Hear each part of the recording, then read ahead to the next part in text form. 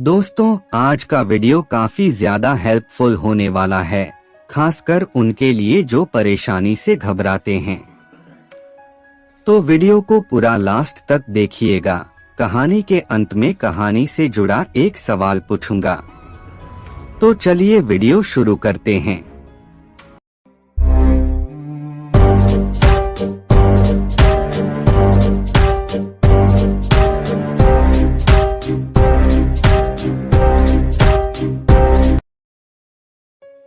एक किसान था, उसका नाम भोला था।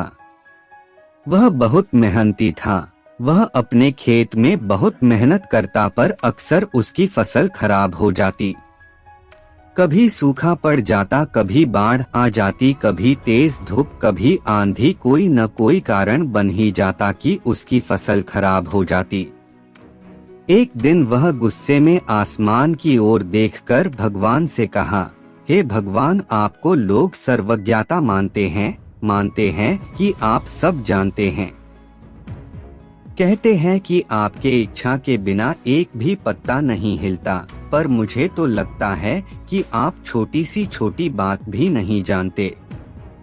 आपको तो ये भी नहीं पता कि खेती बाड़ी कैसे करते हैं। अगर आप जानते होते तो हर समय जो बाढ़, आंधी और तूफान आते हैं वो कभी नहीं आते। आप नहीं जानते कि कितना नुकसान उठाना पड़ता है हम किसानों को। यदि आप मेरे हाथ में यह शक्ति दे कि जैसा मैं चाहूँ वैसा मैं मौसम कर दूं, फिर आप देखना मैं अन्न के भंडार लगा दूंगा।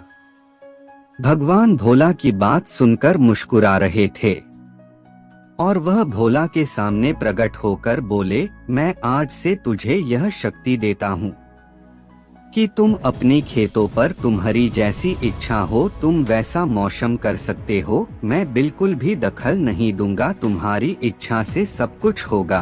भोला बहुत खुश हो गया। भोला ने चावल की फसल अपनी खेतों में बोई। जब उसे लगा कि खेतों को धूप चाहिए तो खेतों को धूप मिले, जब पानी बरसना चाहिए तभी पानी बरसा। आंधी, तूफान, बाढ़ कुछ भी उसने अपने खेतों पर आने नहीं दिया। भोला के खेत में इस वर्ष ऐसी फसल हुई जैसी कभी नहीं हुई थी। हरी भरी लहलहाती फसल। मन ही मन वह बहुत खुश हो गया और सोचने लगा, अब सबूत के साथ दिखाऊंगा भगवान को कि इसे कहते हैं शक्ति का सही उपयोग। मेरी सफलता देखकर उन्हें अपनी नियम जरूर बदलने पड़ेंगे। कुछ दिन गुजरे, फसल कटने को तैयार हो गए।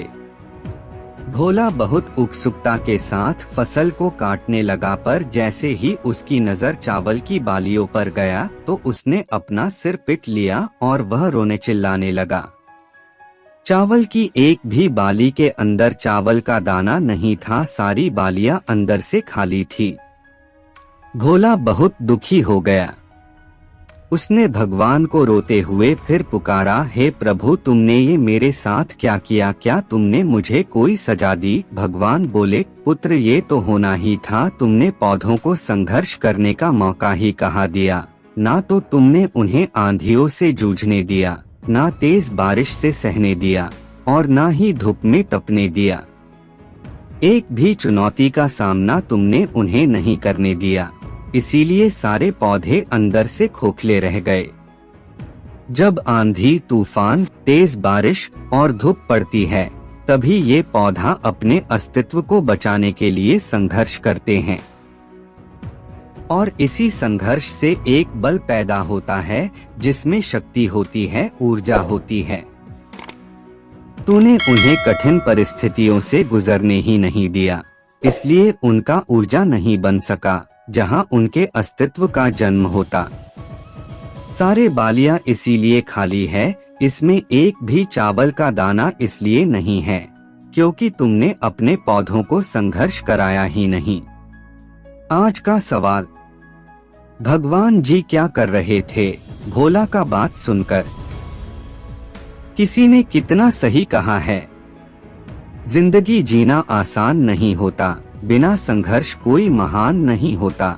जब तक ना पड़े हथौड़े की चोट तब तक पत्थर भी भगवान नहीं होता। जो मुस्कुरा रहा है उसे दर्द ने पाला होगा, जो चल रहा है उसके पाँव में छाला होगा। बिना संघर्ष के इंसान चमक नहीं सकता, जो जलेगा उसी दिए में उजाला होगा। दोस्तों, आपको यह वीडियो पसंद आया हो तो वीडियो को लाइक और चैनल को सब्सक्राइब करना ना भूले।